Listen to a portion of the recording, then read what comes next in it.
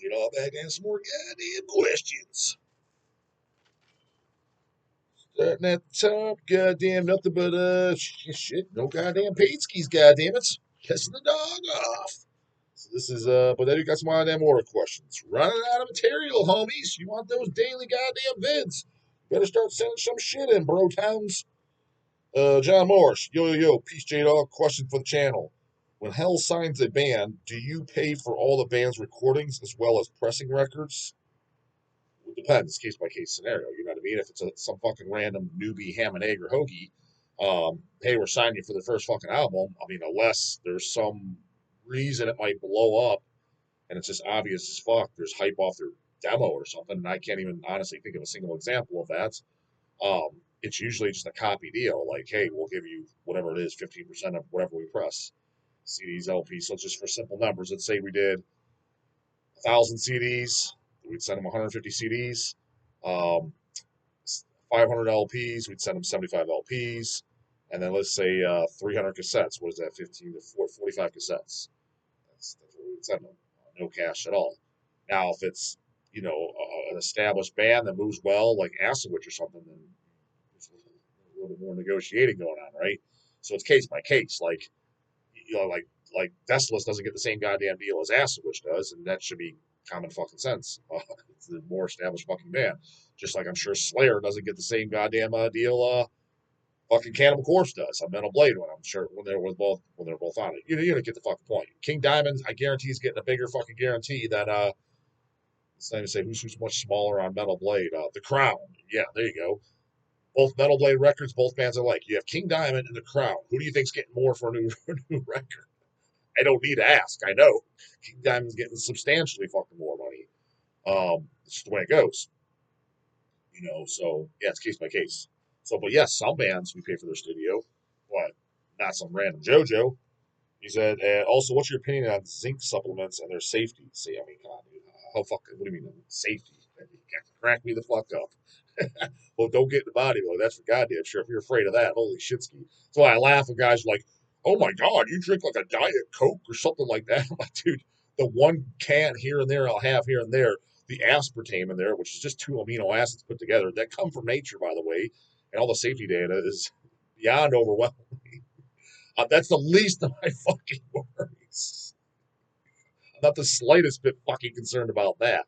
That's complete nonsense, fucking hippie bullshit. Now, if you're drinking a case of it a day, you can argue, and even then, it's pretty goddamn safe. But yes, I can understand it might fuck with the gut microbiome and shit like that. It's like, why aren't you primarily drinking water, man? But as far as zinc, I mean, yeah, the thing is, I mean, do you even need to take it? It's not. I mean, I do by default because it's in the goddamn multivitamin I take. Um, it's in some, if you want to take a ZMMA formula, you can. My question is why you taking it? Like, what do you think? Are you deficient in zinc? If so, then yeah, throw it in there. It'll help with health benefits if you're deficient. Um, like how much is it going to raise testosterone? I mean, it's going to be minuscule, but whatever. But yeah, I wouldn't want to be deficient. You want to be deficient in anything, goddamn vitamins and minerals. Most of which, if you're going to fall on a balanced diet, you're probably not.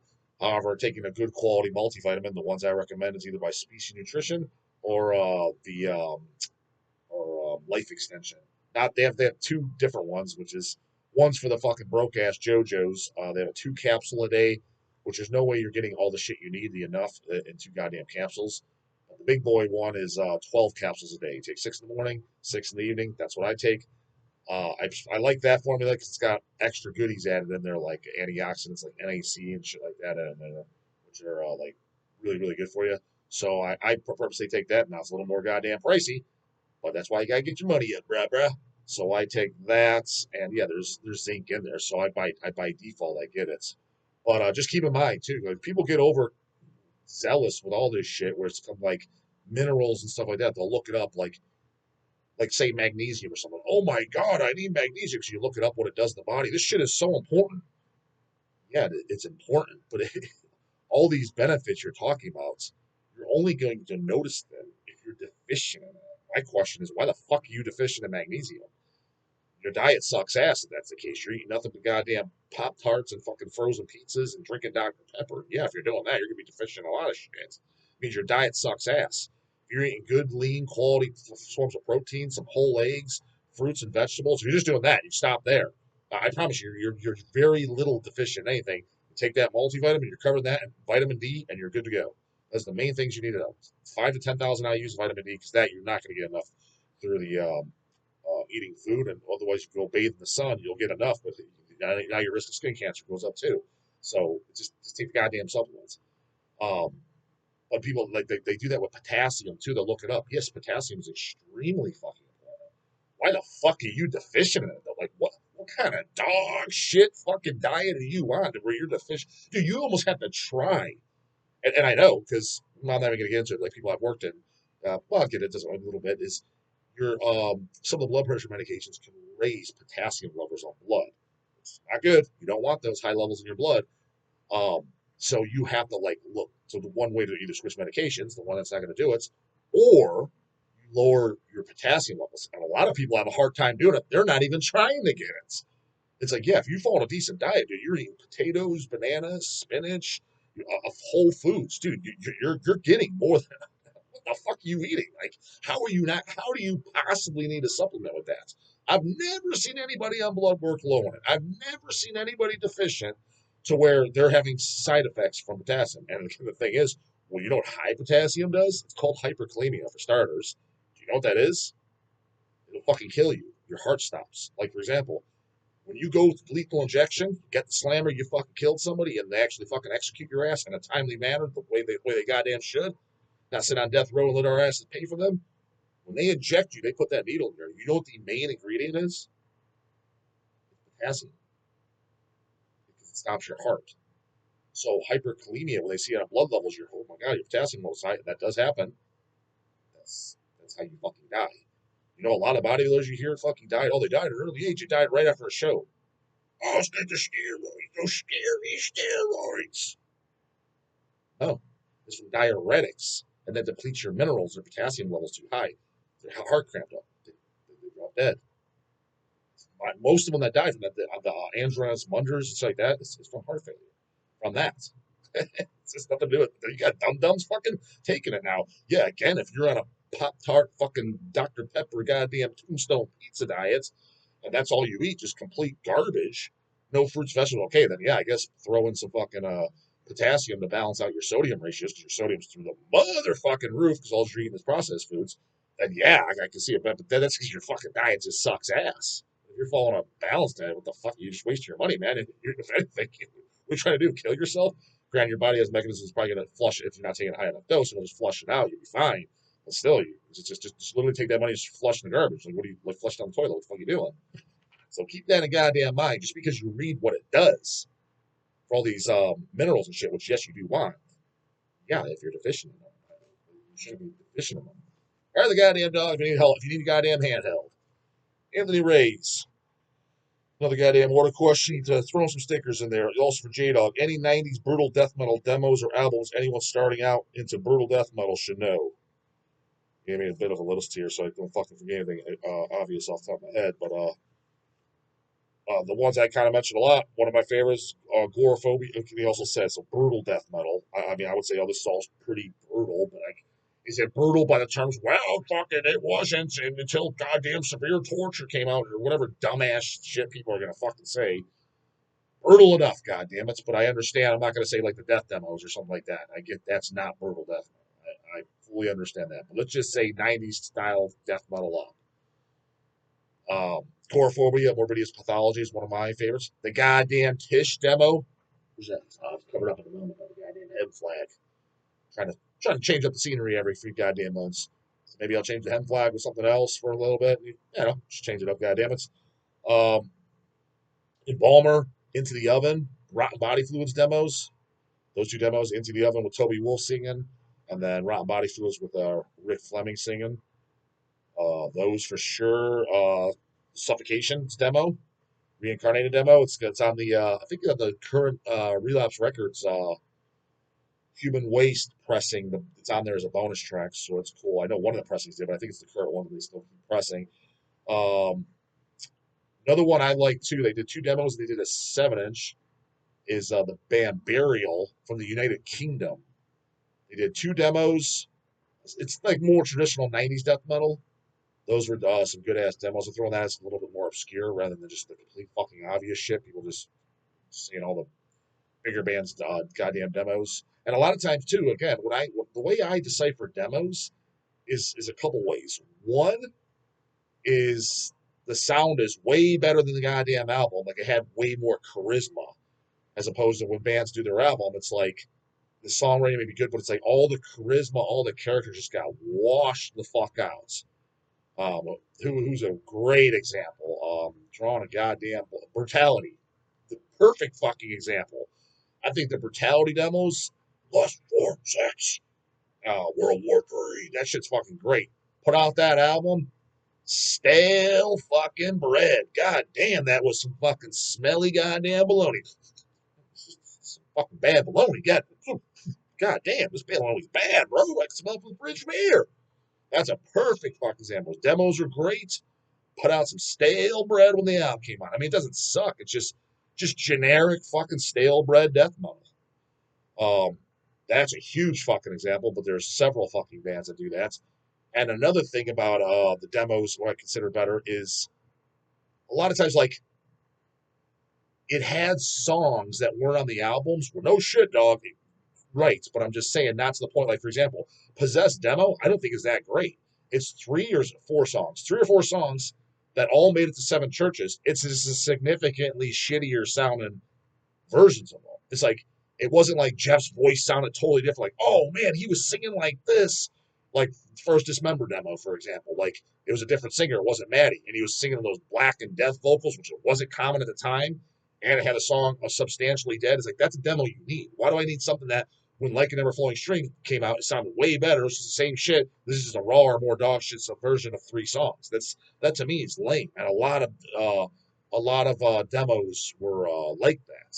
So I don't include those in there. It's like some people are always kind of like surprised, like, oh, well, why don't you say such and such is like one of your favorite bands? Because the demo wasn't that goddamn great. Um, the album was much better. Now those like the Nihilist demos and the Tomb demos, I don't know if those are better than Left Hand Path, but they're equally as good, and they're man a motherfucking Tory. That's for goddamn sure. And again, there was unreleased songs, and they sounded much different, and but not different because it was just dog shit. That's why the death demos are so great. You got Cam the Man Lee singing on the Mantis demos, and then even the ones Chuck does sing on. His I guess his voice is the same, but it's a little bit more barky. It just had a whole different feel, and even nothing else. So, okay, well, dude, they have a ton of fucking songs. They didn't make the goddamn album. So yeah, those demos are great. That's why those are some of the best demos in my opinion. Right behind me, goddamn, don't forget on that. Sleep on that Centurion of Purest Fire, goddamn it. Holy schmoly. Best goddamn demo ever written, as far as I'm concerned. Putrefaction, Painful Death, right next to it. That's pretty goddamn brutal, rah rah. Smokes the wimp wounds, I can tell you that right now. Fucking pussy ass mold. Give me a fucking break. They ain't got shit on the Putrefaction. Um, you know what demo? It was like all on disc. 2 demos, or was it 3 demos? I just always had it's like the Gathering of Human Artifacts disc by Mortal Decay. We're doing the first Mortal Decay on vinyl, original titty cover. Goddamn it! Watch out for it. Should be out in a month of goddamn too. At least better goddamn be. Otherwise, easy drop the goddamn ball again on cementation time. But from what I was told, it's that press. Um, those demos are fucking great. So I don't know the exact order on them because I was just that was actually the first time my Mortal Decay. And I might have bought that and the album at the same exact time. I can't remember, but it was around the same goddamn time. So I always just I never actually had the cassette tapes for those. It's just all as one. It's like 70 minutes of music, and it's fan-fucking-tastic. I must goddamn say so myself. Mm-hmm. So start with those, goddamn it. There's some for you. Nicholas Stewart. Question for the dog. What are your top 5 Mercyful Fate songs? I would say that's kind of hard, but for sure, Doomed by the Living Dead, Nuns Have No Fun. Those are definitely in the top 5. Come to the Sabbath, Evil.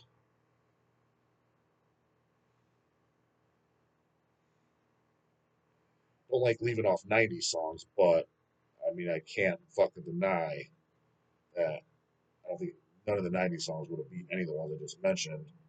Loved the demo song "Burning the Cross" a lot.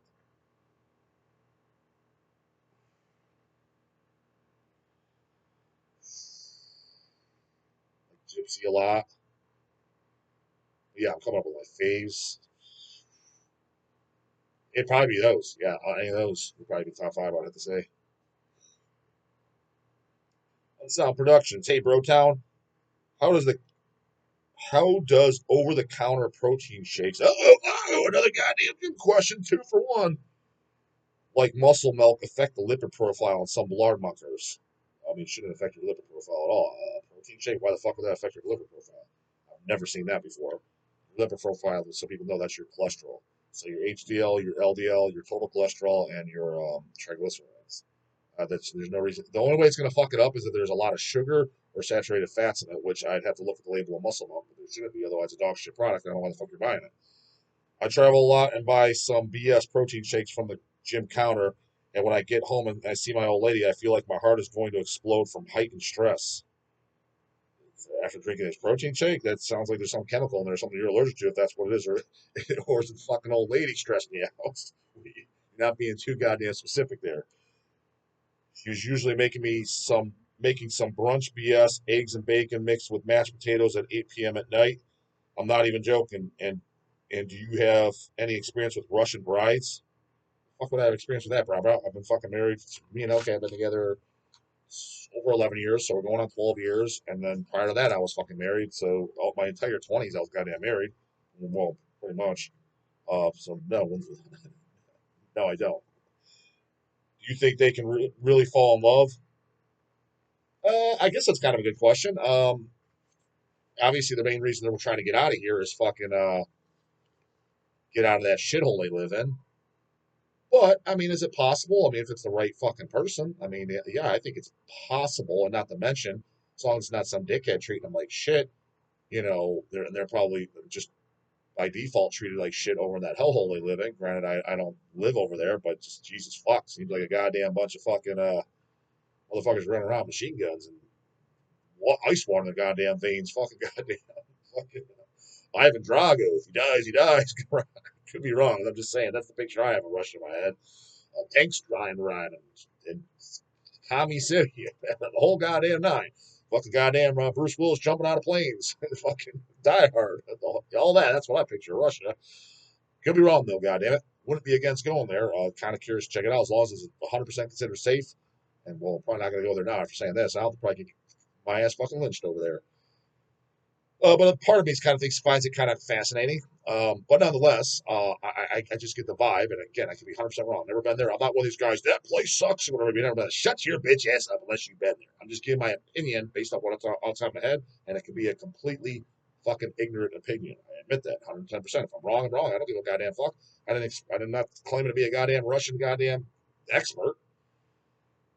But from what I picture, it just seems like they kind of treat their women shittier. I mean, is it kind of like the goddamn the Muslims and shit? I mean, let's call it like it is.